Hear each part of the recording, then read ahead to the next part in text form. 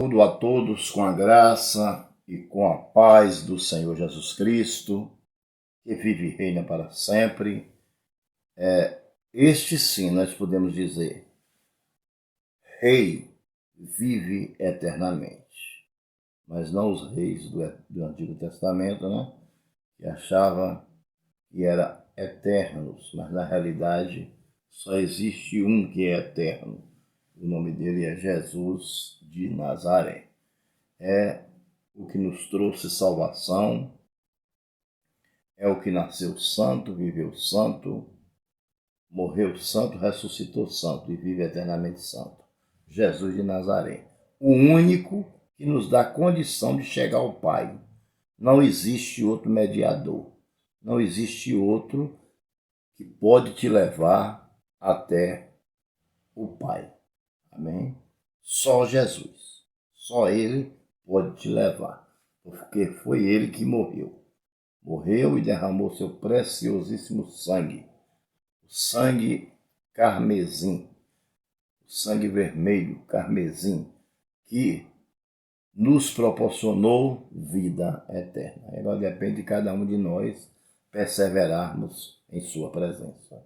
Isso cabe a cada um buscar o Senhor. Buscai o Senhor enquanto se pode achar, né? Entendeu? Invocai-o enquanto está perto. Pois bem, vamos falar um pouco sobre a origem das provações, das tribulações, de onde vieram as tribulações, de onde vieram as lutas, as provas desse mundo. Porque os crentes, os cristãos, mesmo tendo o Espírito Santo, passam por essas provas e por estas lutas, entendeu? É exatamente isso que nós vamos descobrir. Nós vamos descobrir que todas essas provas, essas lutas, essas provações, elas são permitidas por Deus porque é necessário em nossa vida. Amém? Abra sua Bíblia no livro de Tiago, no capítulo de número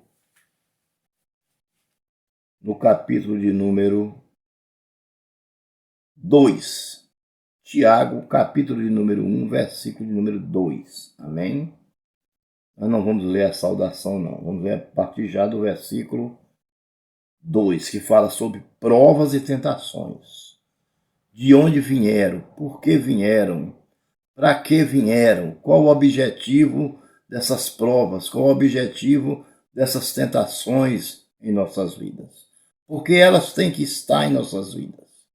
Porque nós não estamos livres das provações, das tentações, né? E das tribulações, vivendo uma vida de paz, de tranquilidade, sem ninguém nos acomodar, sem termos nenhum problema durante o dia. É aquela vida de mar de rosa. Por que isso não acontece em nossas vidas? É isso que nós vamos descobrir agora.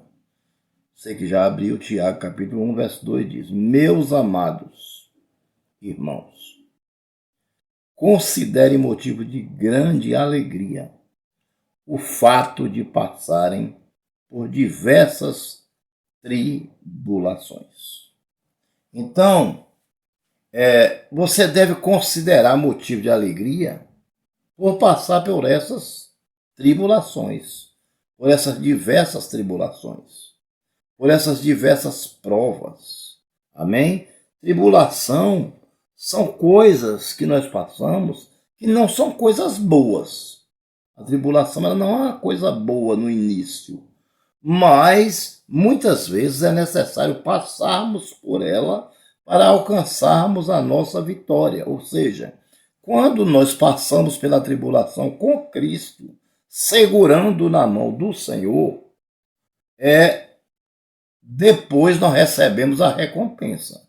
Agora, se nós estivermos despreparados na hora da tribulação, sem a presença de Cristo em nossas vidas, sem a ajuda de Cristo em nossas vidas, aí você não vai conseguir passar por ela e você vai sofrer uma derrota. Essa é a pura realidade.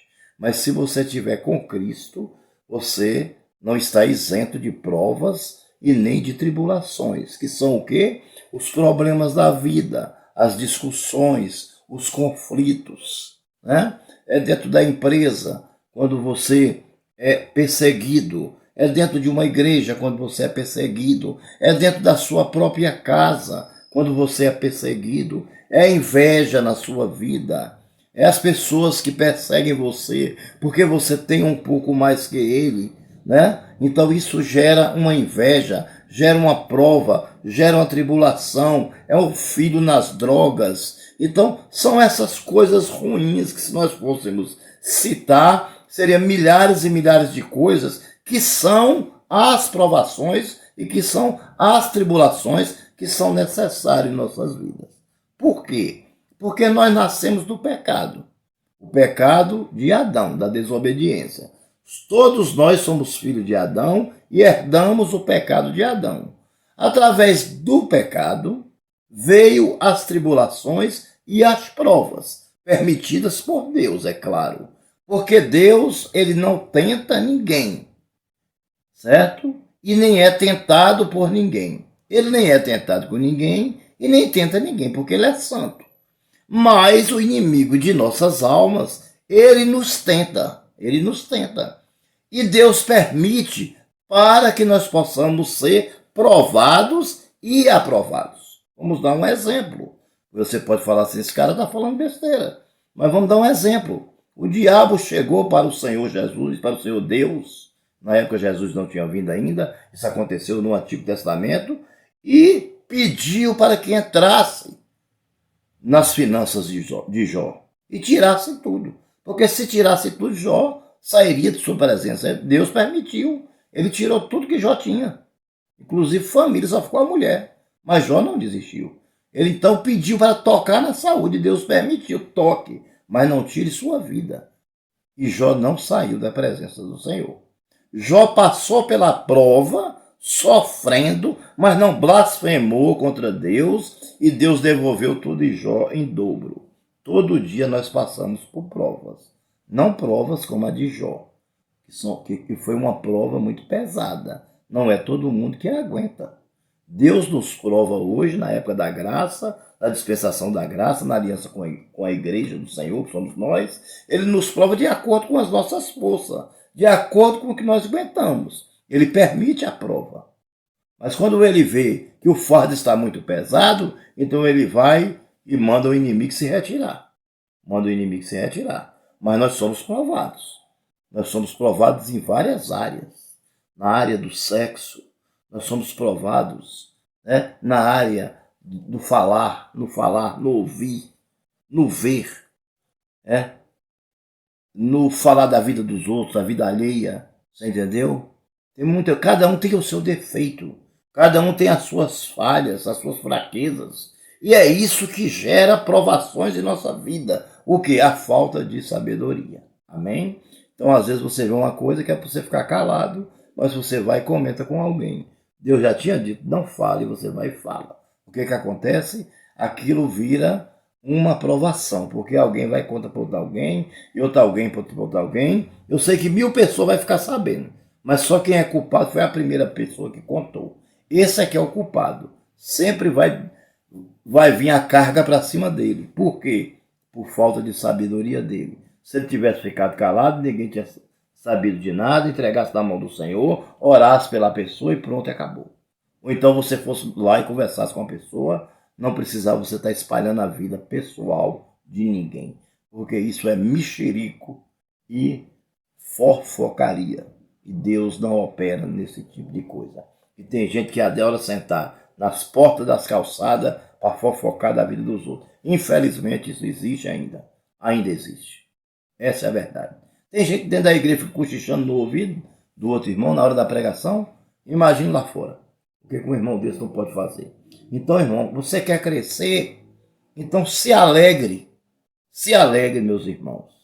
Considere motivo de grandeza, de alegria. Certo? O fato de passarem por diversas provações. Sabe por quê? Versículo 3. Pois vocês sabem que a prova da sua fé produz a perseverança. Então, quando você tem prova, mas na fé, é claro. Na fé em quê? Na fé no deboche, no fricote, na lambada, na festa junina, no carnaval? Não. Na fé em Cristo Jesus. Se você tiver a fé em Cristo Jesus, você pode estar passando a prova que você tiver. Deus vai tirar aquela prova. Deus vai tirar o fardo pesado, vai colocar um leve. Você entendeu? Porque Deus viu que você passou pela prova, passou pelo fogo, foi lapidado e foi aprovado. Por quê? Porque você não perdeu a sua fé.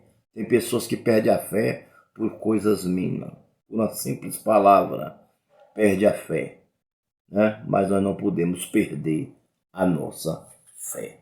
Vamos lá, no versículo de número, vamos lá no versículo de número 4. Porque no 3 a Bíblia diz que a fé produz perseverança. Vem as provas, você passa pela prova com a fé e produz perseverança. E a perseverança deve ter ação completa, não pode ser incompleta. A perseverança ela tem que ser completa, tem que ir até o fim. Você começou no ano de 2000 e Deus lhe levou em 2090. Você viveu 90 anos, mas você não perdeu a fé durante aqueles 90 anos. Você alcançou a sua salvação. Amém? Porque ela tem que ser completa.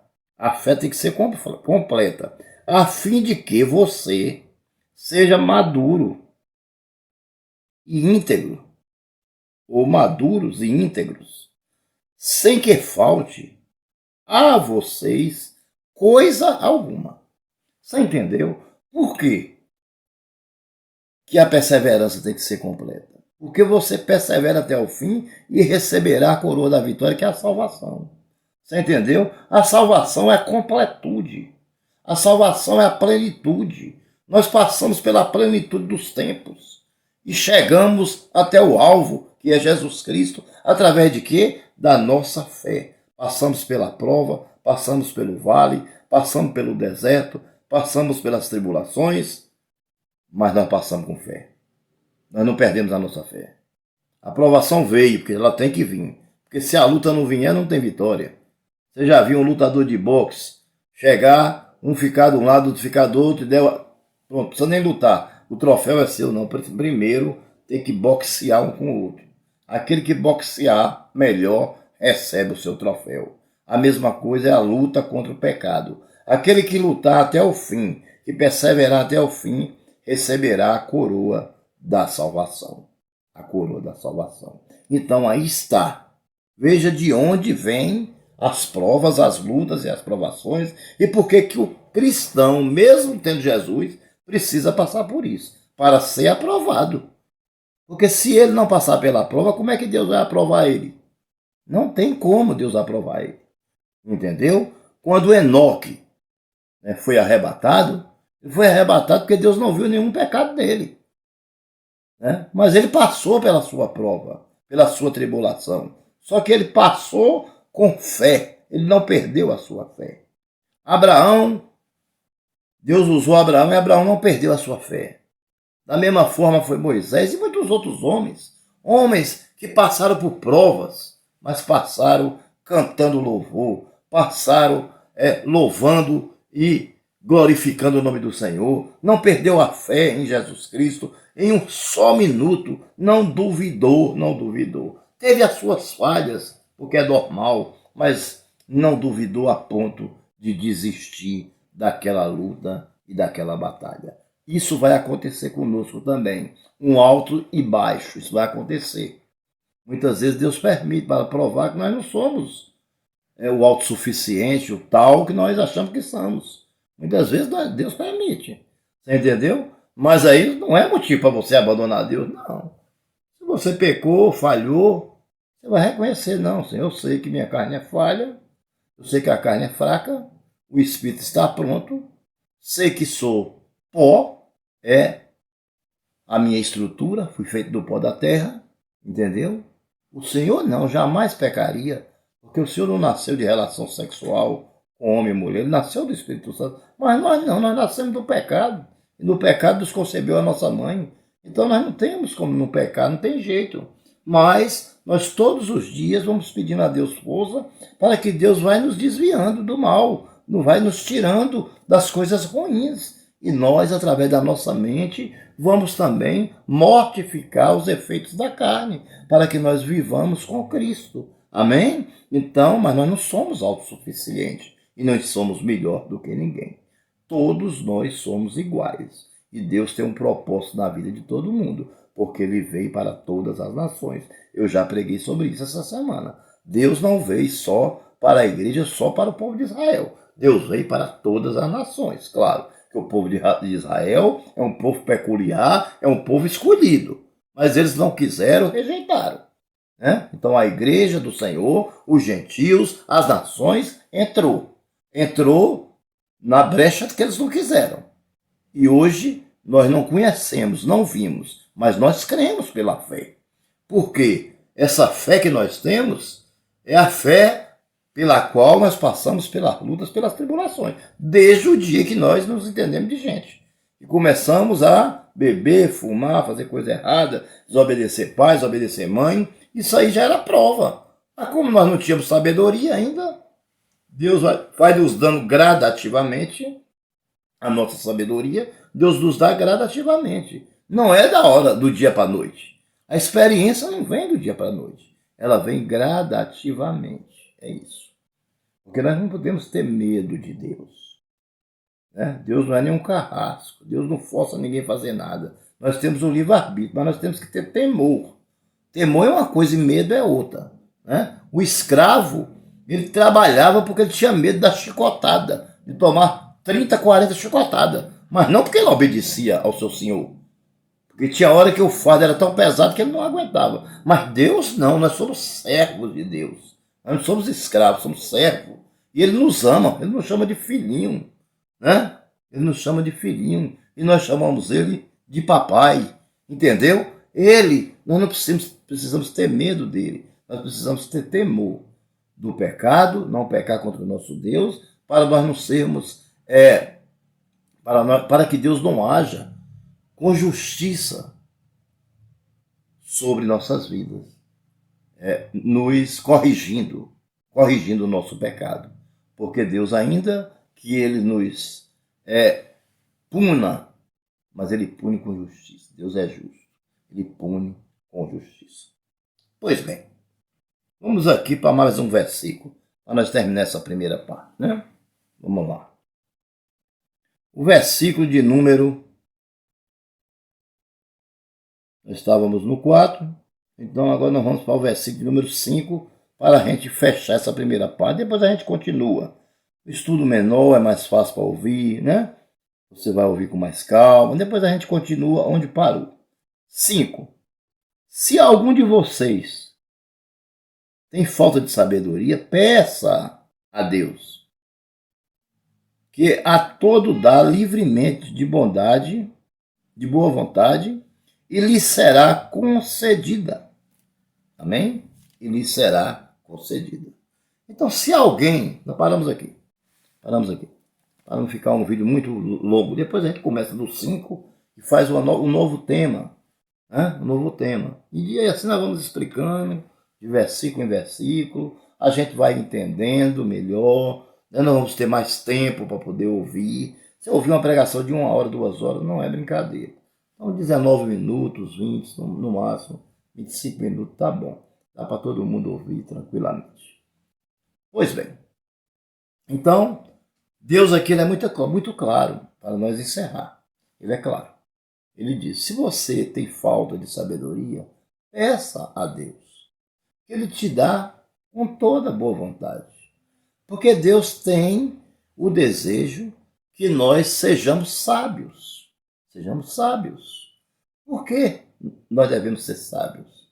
Porque com a sabedoria que nós temos, que vem do alto, que é a sabedoria que Tiago diz, nós iremos conseguir enfrentar as tribulações e as provas. Nós vamos conseguir enfrentar as tribulações e as provas. Pode ter certeza disso. com a sabedoria. Porque a sabedoria, né, ela nos leva até Deus. A sabedoria, ela nos leva a viver uma vida santa, porque ela nos ensina a andar neste mundo de horror, né? Ela nos ensina a caminhar, ela nos ensina a sermos exemplo no nosso bairro, no nosso colégio, na nossa igreja, onde quer que nós fomos. Mesmo com a nossa pequena, na nossa pequenez, a sabedoria do Espírito Santo nos ajuda a superar todas as provas. Que Deus os abençoe.